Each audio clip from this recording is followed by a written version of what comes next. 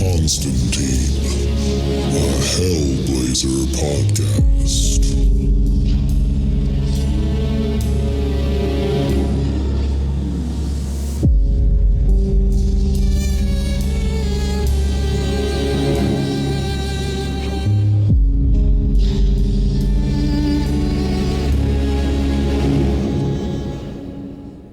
Hey everybody, welcome back to John Constantine, the Hellblazer podcast. Today we are reading issue number 155, and just a little catch up on what's been going on. John is in a town called Doglick that is in the southern part of the United States, and he came here to pay respects to the wife of, I guess, a guy that he knew that killed himself, and John was actually innocently accused of that murder, and he went to prison, and so now he's in this town to pay respects to the wife, but also the brothers of that man are in town as well. Their names are Dickie and Richie, and they are not good guys. They are murderers. They are drug dealers of some kind.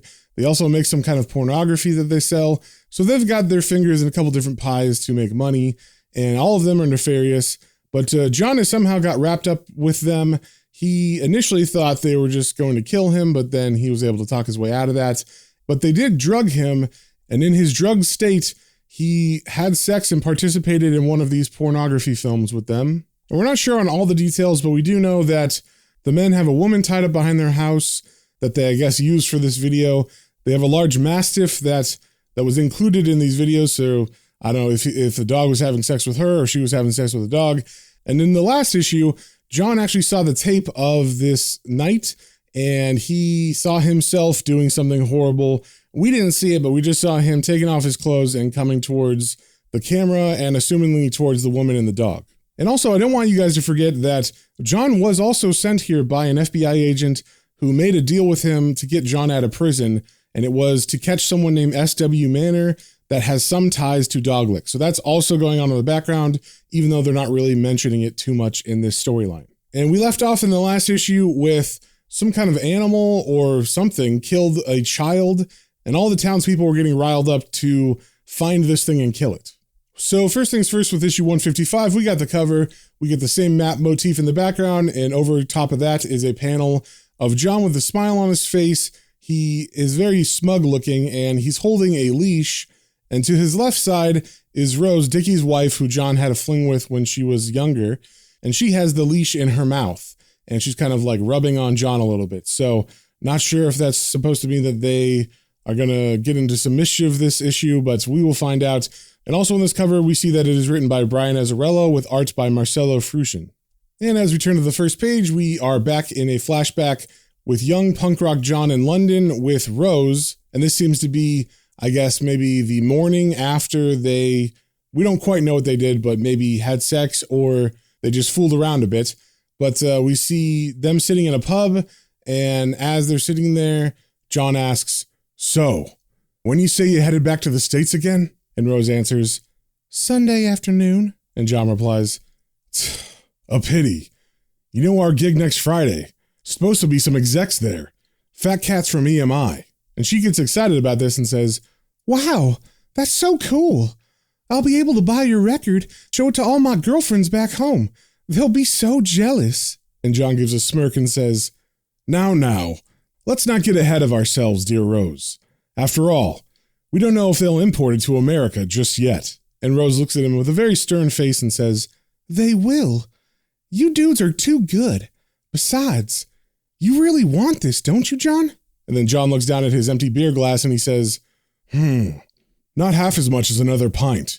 You?" But she's a little confused and she says, "We don't have any more money." But John just stands up and says, "You leave that to me." And then he walks over to the bar and he waits by the side of it till he sees someone drop some money on the bar for whatever drinks they got. And then he slowly kind of shuffles his way towards in front of the money, and then he casually puts his arm up, conveniently covering the money, and then as he's about to put it into his pocket, he gets caught on the wrist by the bartender, who yells, "Oi, what's this then, lad? Got your red mint in the cookie jar?" But John tries to play it cool and he says, "See here, mate, if you're implying..." But he's cut off by the bartender, who says, "I don't believe I have to imply anything, you cheeky bastard. That there belongs to Stanley." And John, still trying to talk his way out of it, says, "It does? Well, it's a bit of a mistake then is all." And the bartender says, Right it is. A great big painful one, my pickpocketing friend. And while this is going on and the bartender has John by the collar and he's pulling him over the bar, we see in the background a man who had gotten up from the bar to go use the men's room, and he passes by Rose, and Rose kind of looks at him, and then she stands up with a beer in her hand, and as the guy comes back out, she purposefully bumps into him and drops her glass like he caused it. And right as the glass shatters, John is arguing, "It's not exactly his pocket, now is it?" But then he turns when he hears the shattered glass, and he sees this pretty big dude staring at him, and I think he might think this guy is Stanley coming back for his money or something. And as the guy walks forward, John looks kind of scared, but the guy doesn't even pay attention to John. He just walks up to the bartender and says, "Oi, Donald, set a round up for this young lady and her mate. Son me." And then John gives the bartender a big smile, and the bartender reluctantly lets John go. And then the bartender pours the pints, and the man who bought them picks them up and hands them to Rose, and he says, "Sorry again, miss." And as she takes them, she does like touch his fingers with her fingers, so she's flirting with him, and she says, "Thank you." And he says, "Cheers." And then Rose turns and walks back to the table with the pints, and John follows after her, and as she's about to set them on the table, she turns around quickly and kisses John on the mouth. Then we turn the page and we cut to present day, where the big Mastiff dog is licking present day Rose awake, because she was sleeping on the couch when John came back in last night and he was watching that tape. So she gets up as she pushes the dog away, saying, "Ah, get out of here." And then she looks around for John, but she can't find him. And then she walks into the room that had the TV set and everything, and she finds a smashed VHS tape on the ground, and John is nowhere to be seen. And we also see on this page that the name of this issue is Good Intentions Part 5. Then we turn the page and we cut to all the men in the town, and they have gathered around with dogs and shotguns, and it looks like they're about to go on a hunt of some kind. And he asks someone in the crowd, "All here that's gonna be here?" And Richie answers, "Reckon so." And then Dickie says to everybody, "Right then, listen up. We ain't gonna let him get by us this time, goddammit. Some bitch got it in him to roam. We all know that. Don't stay put for too long." And then Richie chimes in saying, "Dickie's right as rain. That boy make it back up in them hills, the deep woods, no telling when we get another chance at him." And Dickie says, "So we get him now, goddammit." And then he asks Richie, "Where's the dog?" And Richie answers, "Ain't here." And annoyed, Dickie says, "I see that. Where the fuck is he?" And Richie answers with a smile on his face, "With John." And it seems like Dickie doesn't like that because he says, "You are working my nerves, brother. So fucking tell me, where is John and the fucking dog then?" And Dickie answers, "Dunno. They left." And still mad, Dickie says, "Jesus Christ on a shit cross, Richie. What the hell?" And then Richie just stares at him silently, just stone-faced, and then he says, "You ought not take the dog out there, Dickie. I got a bad feeling." But Dickie replies, "A bad feeling?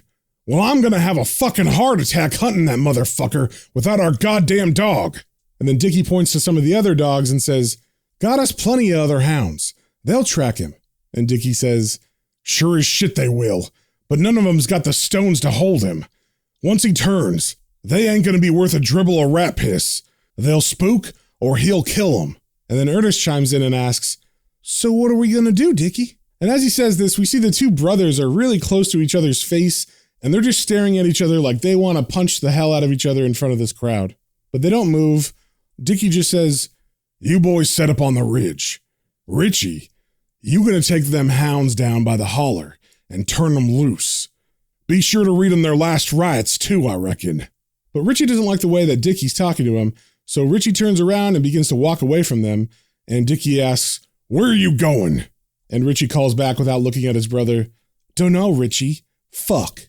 Then we turn the page, and we cut back to Dickie's house, and we hear someone talking in the woods, and it's John, and he's saying to someone we don't know, "I just want to let you know, I'm going to take care of things." And then we cut to a panel of him talking to the chained-up woman in Dickie's backyard.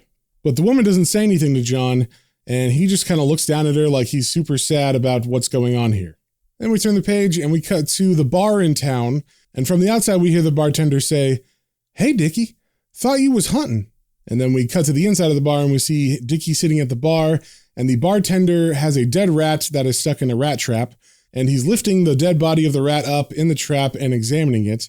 And Dickie says, Damn right I am, Howard. Constantine. He up in his room? And the bartender turns around and puts the dead rat and trap on the bar top, and then he pours Dickie a glass of whiskey, and he says, "That English feller? Nah, he checked out, say, an hour ago. You know we ain't got no credit card? Damnedest thing." And then Dickie takes a drink out of his glass, and he says, "He sure the fuck is." And as he says that, we get an up-close panel of the rat that is dead, and its head and neck are trapped under the trap's arm, and Dickie is looking at it, so I'm assuming, like, it's supposed to relate to John either being a rat and maybe he's going to get killed or something. Then we turn the page and we cut to the highway where we see John's thumb sticking out because he is trying to hitchhike out of here. And he sees a car coming down the road, and as it stops, we see it's Dickie in the car, and he puts his shotgun on the passenger window and points it at John and says, "What'd you do with my dog?" And John asks, "Cerebus? He ran back to the gates of hell, I imagine." And Dickie doesn't like this answer, so he makes sure John sees the gun, and he says, "I ain't fucking around." So John takes him serious and says, "I left him back at your home after we watched the little viddy he starred in. He's quite the thespian, he is." And then Dickie opens the passenger side door, and he says, "So are you. Get in." So John does, and they begin to drive away, and as they're driving, John says, "You know something, Dickie, old son? I always took you for the smart one of the bunch." And Dickie, who's just staring at the road, says, "That's so?" And John replies, "Oh yes. Lucky was, let's just say he never lived up to his name. God rest his soul. And Richie, well, Richie's just Richie, kind and gentle to a fault, but every bone in his body is mean as hell." And then Dickie chimes in, "He don't know what he's doing half the time. He just does it." And John says, "Right, not like you. Like I said, the brains of the outfit." Now, Dickie might not be the smartest man, but he definitely knows John is laying this on thick, and so he looks at John in the rearview mirror and says, "What you kissing my ass for, Johnny boy?" And John says, "Kissing your ass? Far from it. I'm saying you're daft as can be." And Dickie asks, "Daft? Don't know what that is." So John answers, "Course you don't. You're stupid, dumb, an absolute cretin." And as John says this last line, we were previously seeing them driving on a nice paved highway, but it seems like Dickie did not like what John just said, so he has turned off onto a dirt road in the middle of nowhere in the woods. And he says to John, "Guess you ain't trying to kiss my ass, is ya?"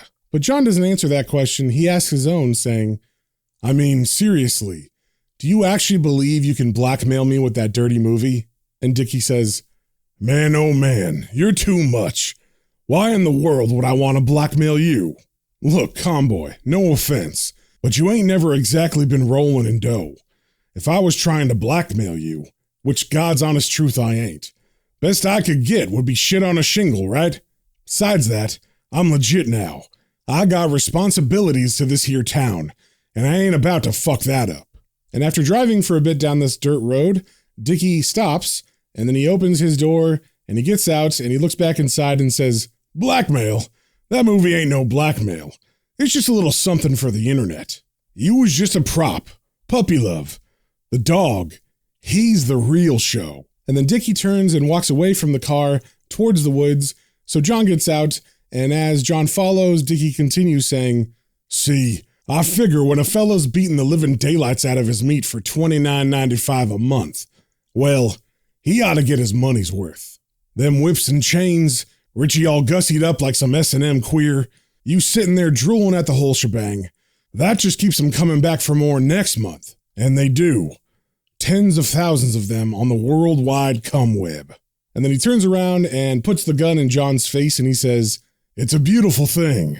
But I think he was just trying to scare John, but John doesn't seem scared. John just says, "You're a sick bastard." And then Dickie lowers the gun so it's not pointing at John, and he pulls out his cell phone and he begins to dial as he says to John, "Can't afford not to be." And then John asks, "What about Puppy Love's co-star?"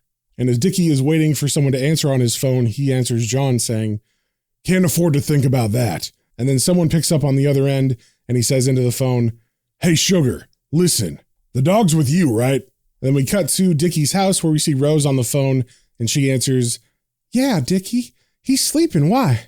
And Dickie says, "Well, wake his big ass up and set him out in the yard. I figure once them silly hounds start baying, He'll charge off, see what for. Worth a shot, anywho. And then Rose looks out the window and says, all right. And Dickie, be careful. And Dickie answers, always, darling. Always. Then Dickie hangs up the phone and he says to John, hell of a woman. And John agrees, saying, that she is. And then Dickie asks, still got a thing for her? And John answers, me? Nah, was over her the day I met you, Dickie. And then they both take off walking further into the woods, but Dickie is slightly ahead of John, and then John says to him, one look at you, all brawny and rugged. I knew I didn't stand a chance. Just like now. And as he says this, John pulls a video camera out of his jacket and begins to film Dickie, and then Dickie asks, what? Because he didn't really have any intention of hurting John or fighting John, but John just kind of insinuated that he was going to. And as John films Dickie, he says, seeing how you stuck me in one of your movies, I thought I might stick you with one of mine. And then Dickie begins to walk back towards John, gun in hand still, and says, ha, well, lest I get butt naked and start humping a tree, you ain't gonna make no money with it. And John replies, who said anything about money? This is for me own enjoyment. Just do me a little favor. Not in the face. Aim right here in me black heart. And then he points to his chest, and Dickie's confused and taken aback, and he says, Christ almighty, you was some kind of paranoid, Johnny. First I'm gonna blackmail you, and now I'm gonna shoot your ass? And then he turns and walks away from John, and John just kind of stands there and says, well, sorry, but that gun of yours gave me ideas. But before he can say anything else, we hear in the distance dogs baying or howling, and it seems like they're on the trail of something. And as Dickie listens, he says, fuck, god damn it. And John asks, was that? And then Dickie answers before John can finish his question, hounds, about 3 miles away. Then we cut to panels of a pack of dogs running through the woods like they're chasing something or they're on the scent of something. And we see Dickie and the other men are getting up with their guns to follow the dogs. And then we also cut to Dickie's house, where Rose is just letting the bull mastiff out of the house, and he takes off running as well. Then we cut back to John and Dickie is going around trying to figure out which direction the howling is coming from, and he says, fuck, they're headed away from us. And John, who still has the video camera up recording all this, says, and that's a bad thing? And Dickie says to him, man, conboy, you kill me. And John says, well, it's a dirty job, but it does need doing. And I think Dickie thinks John is joking here, but it seems like maybe this is a foreshadowing of something to come. But Dickie doesn't notice that because he is so focused on the dogs and what direction they're coming from. And as another howl comes through, Dickie says to John, hear that? Right up on his ass. And John asks, whose? And Dickie answers, not whose, what's? If it's him the retard hound's lit on, that is. Older and dirt and meaner as shit. Got more lead in him than goddamn Bonnie and Clyde. A lot of it mine. And then we see Dickie walking towards a thickly wooded area where there's a lot of like thistles and bushes, basically like a lot of branches for cover.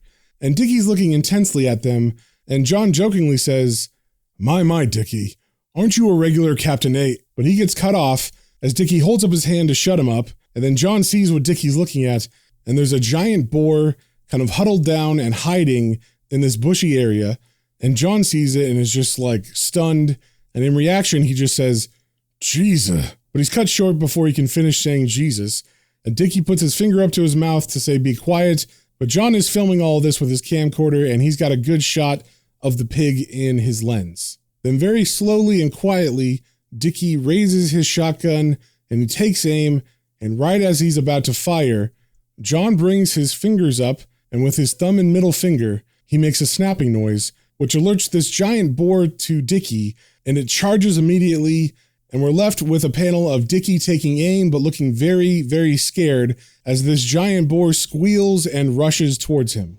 And that, my friends, is the end of the issue. So if you guys have any comments, questions, or suggestions, you can email me at planestrains and comicbooks, all one word, @gmail.com, and we will see you on the next one.